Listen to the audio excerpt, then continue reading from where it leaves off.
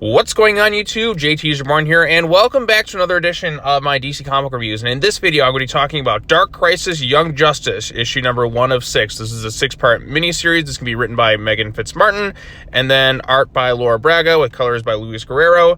This is another Dark Crisis tie-in, and I gotta say, like, there's some pros and maybe some slight cons, but I think overall this did its job. I think this was actually a pretty fun issue for the most part. Artwork by Laura Braga is, of course, like, fantastic, and then the colors by Luis Guerrero are also quite good.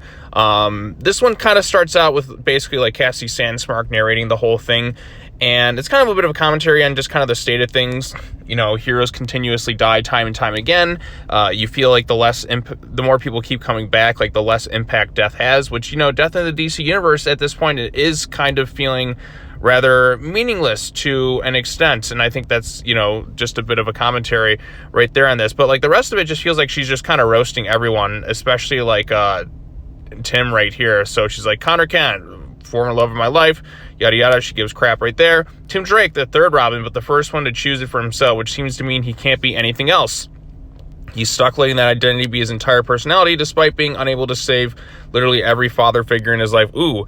And then she says her thing about Bart. So like I said, she's kind of ripping everybody. She talks about some of the past crises and like mistakes that she's kind of made in the past, like including just hooking up with Tim, which is like, oh, Connor cannot know about this thing.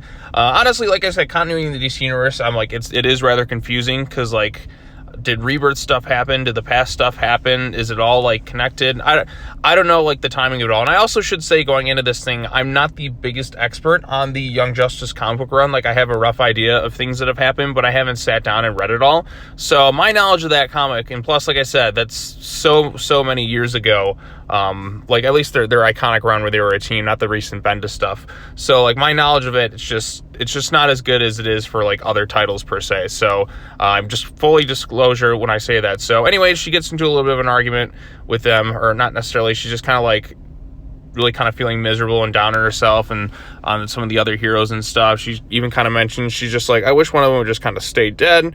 And then bloop, they just suddenly disappear. No real explanation or anything how that comes to be. They're just kind of up and gone. And then Tim, Bart, and Connor basically end up in the past somewhere without any real explanation of how they got there. So they're in the past.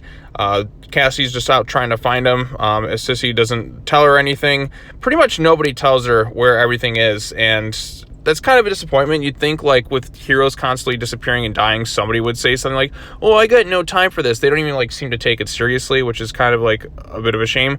But anyways, there is some funny stuff that happens here. They end up in the past, and they come across a villain whose main power is basically hypnotizing somebody with her massive knockers, her titties. Yeah, so like I said, they are hypnotized by her big-ass titties, and that's just kind of the villain there, which I was kind of surprised to see. I thought that was kind of funny. But like I said, Cassie's still trying to find them. She's concerned. She goes to Nightwing. Nobody's able to find him. John's not able to find him. Pretty much nobody just seems to, like, show much concern, especially given all the crap that's going on. Granted, the world's in a bit of chaos because the Justice League have gone missing, but you'd think somebody would just kind of step up and be like, all right, I'll take a few minutes to kind of look and see what I can find, all right? Just something. But it just feels like a lot of them are just kind of like, you know what, they're probably off doing something. No reason to concern myself. I mean, the Justice League just disappeared, and, you know, all this other crazy stuff's going on behind the scenes, but, you know, we'll worry about that later. So I guess this is taking place, like, right before the big stuff happens in Dark Crisis, with the big, like, Titan's Tower being taken over. So like I said, the world is just kind of in a bit of a crazy cuckoo place right now. But anyways, and then in the past, as you can see, like, the younger Cassie kind of shows up and helps him.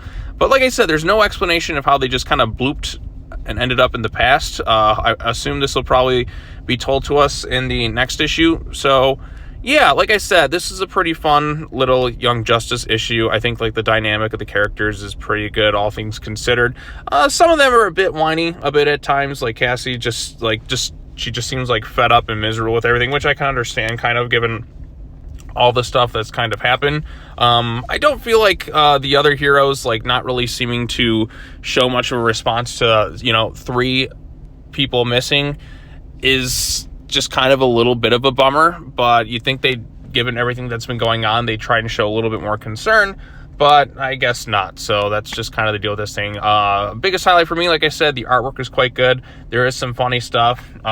Like I said earlier, I'm not somebody who's entirely 100% familiar with the older Young Justice run, which I'm sure a lot of this is referencing. So my opinion on it might differ from somebody who is more like well-versed in that Young Justice run. Like I said, that was a long time ago since we had like a bit of an ongoing with these characters in Young Justice, not counting the Bendis stuff, which a lot of people didn't really like. Like I'm talking like when they were in their peak. So I don't know if that was early 90s. I don't know. Like I said, it's tough to kind of keep track of all the various stuff with DC Comics and their continuity anymore. I don't know what's canon. I don't know what's not. It's just like, I guess whenever a writer wants to acknowledge it, it is. But then that creates more confusion because you have to it's something. So, yeah, that's where DC Comics is at nowadays. But anyways, like I said, I think Young Justice fans will probably enjoy this thing. I'm kind of surprised, too. I didn't really like what Megan Fitzmartin was doing, and I didn't really care much for the Urban Legend storyline. But like I said, maybe something just where it's just trying to be more fun is more like suited for her. But yeah, like I said, I think maybe like this is good. Like I said, this is pretty fun overall. I'm not blown away by it, but I think there is some positives to be had with it. I think this is like the strongest thing I've read from Megan Fitzmartin in terms of like what I've seen her write at DC, which admittedly it isn't much. I don't know how that Tim Drake series is going to be, because like I said, I didn't care much for that Urban Legends thing, but this one at least had some fun with it, so I think there's good things in it. But anyways, what are your thoughts on Dark Crisis Young Justice issue number 1 of 6? Let me know your thoughts in the comment section down below. Be sure to hit that bell for notifications, like this video, share it with your friends, subscribe to the YouTube channel for more content, and be sure to come back next time as I got to cover another Dark Crisis tie-in with the video on The Flash number 783. So, all right, well, that's all I got to say. As always, take care now. Bye-bye then, and I will see you all in the next video. Peace.